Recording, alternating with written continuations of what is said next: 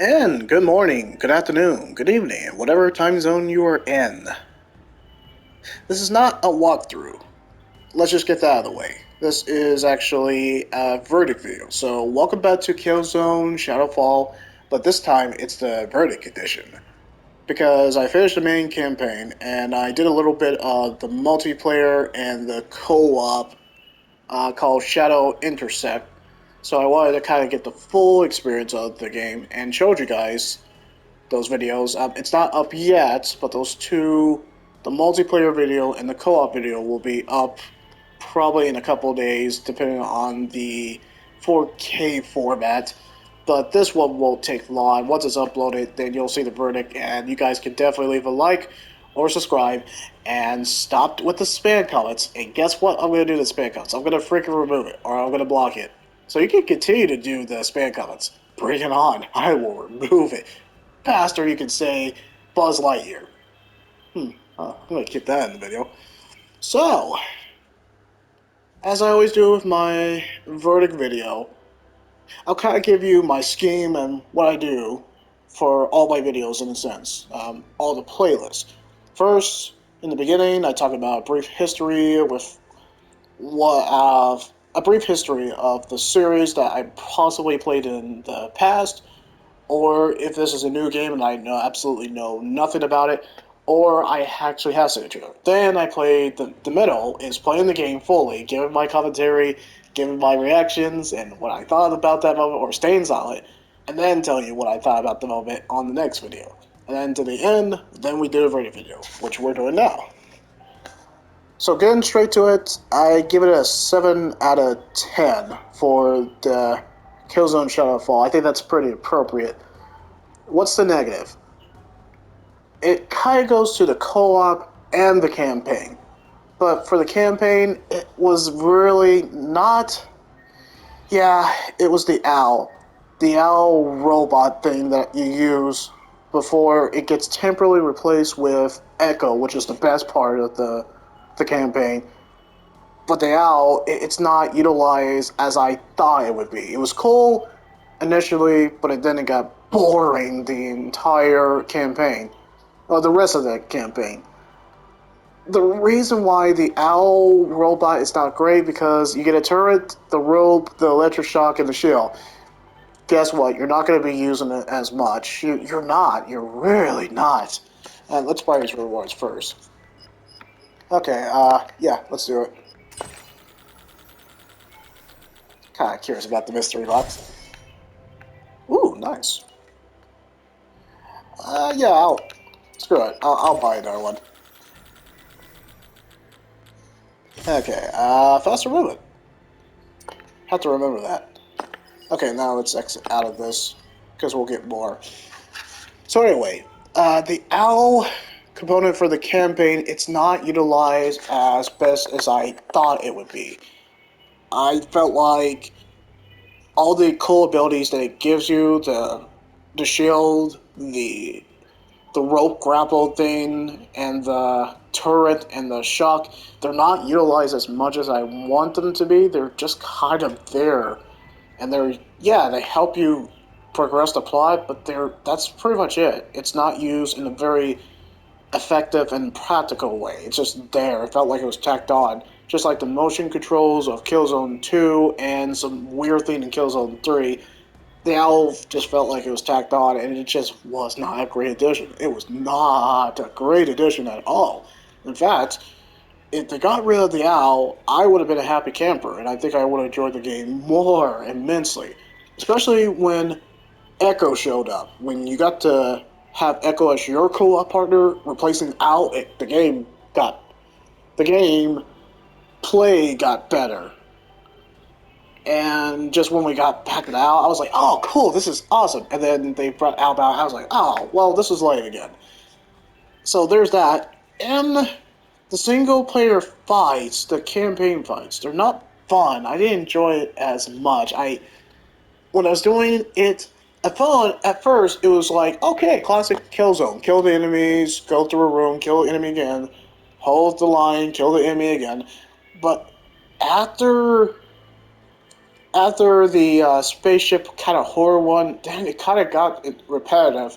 I didn't like the single player fights as much as I wanted to. They kind of got sluggish, boring, and they kind of got repetitive. Even when they brought new enemies, I was bored. And I really didn't like it when we fought Tyrant, and it was just, he was a bullet sponge, and it was boring, and it was pointless tears. You just shoot him. That's it. You use the owl, who's not fun to begin with, and then you kill him to shoot him repeatedly. He's not even a challenge. So the shooting mechanics, besides the weapons, they feel KILLZONE-ish. Like, they're still weighty and still kind of like, it's satisfying to shoot them, but it's not as fun fighting the Hellgas, not like 2 and 3. I just didn't enjoy it as much, which is kind of a detriment, and it kind of sucks. I don't like that. So I kind of see where Killzone kind of got the axe and ended it here. Kind of sad. And last negative, the co-op. The co-op is decent, but it's nothing to write home about. It's just the single-player campaign, but co-op. I like the character classes you get. I think that's pretty unique. The maps are still fun and still like a visual flair either way, but the co-op is nothing to write home about. It's still the single-player campaign, but the fights are not interesting either. It's fun to play with other people when you get a full 4 or 2. It's fun co-op. It's just not utilized well. In fact, I kind of wanted to go back to the multiplayer because I was having so much fun with that, and I like the new challenges and finding human players more than working with human players. It was weird. I wanted to go immediately back to multiplayer than play co-op. Take that for what it is. Okay, so let's talk about the positive. Positive, I love the pacing, and I love the story. Killzone Shadowfall is my favorite story of the Killzone. Killzone 2 is the best game of the series, if I had to rank it. Killzone 2, then 3, and then Shadowfall. But Shadowfall had the best story. I liked the pacing of it. I liked the visual. I liked the more focus into the political aspect of the Hellgas and the Vectins. I like the pacing of it. And even though people might not like Lucas, I kind of liked Lucas from the beginning. I got to know him as a child and all the way to his death, which really hit me. And man, he really just got crapped on towards the end. But I like that we got that shift to play Echo, and she's the fan favorite of this character. She's the fan favorite of this game. Echo was utilized well. I liked Echo from when she was introduced, and I liked her especially towards the end. I like Echo, Lucas, and Sinclair. Even though Sinclair was a douchebag, he was such a douchebag towards the end. I liked who his voice, and I kind of like his mentality.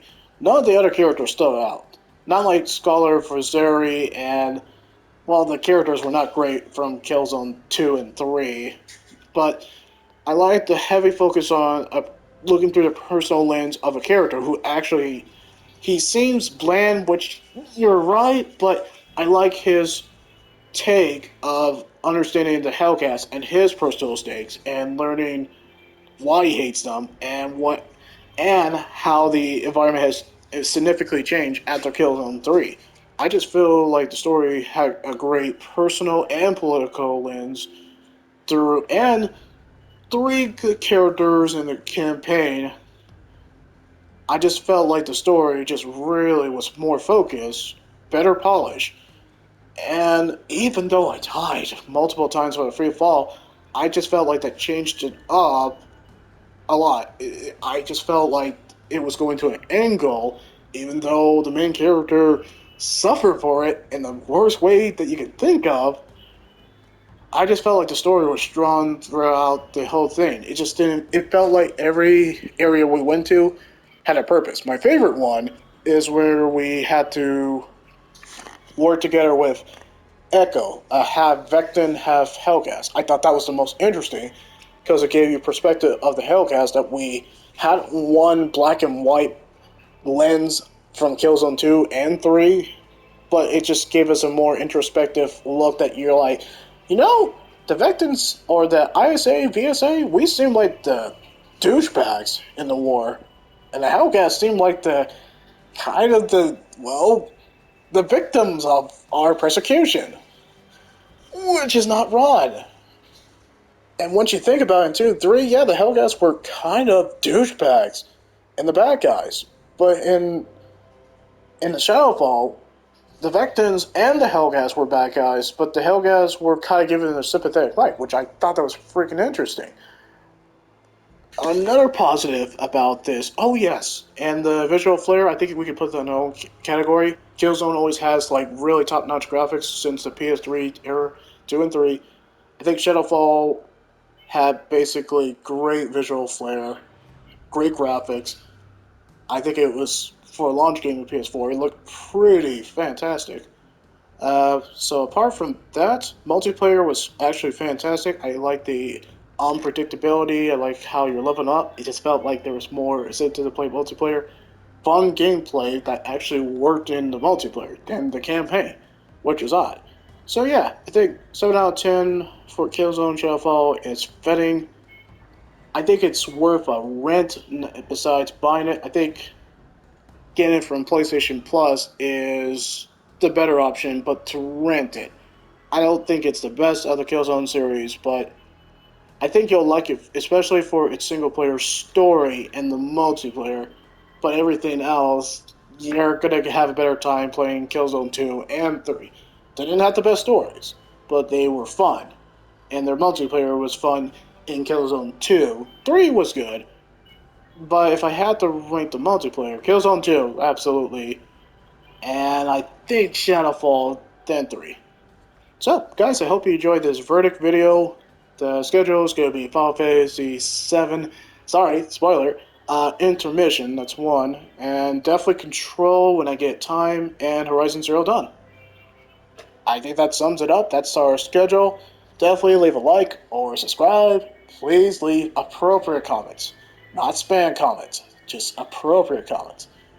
And of course, I will respond. Tell me what your favorite Killzone was through the Killzone series. You can even count 1, even though no one really played it, it didn't make a lot of sales. But besides the point. So, stay tuned, of course.